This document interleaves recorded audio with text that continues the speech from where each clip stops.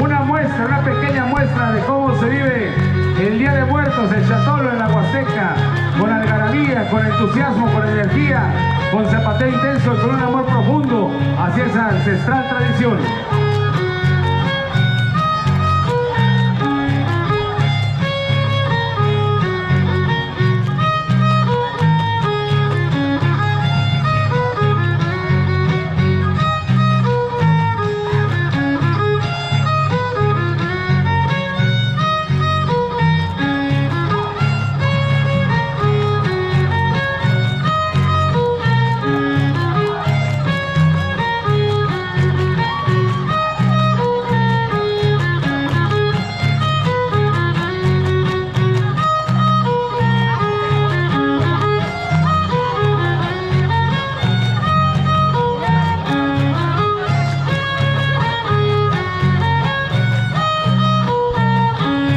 El aplauso de este bello público para reconocer esta cuadrilla de Huitzotaco Atapesco.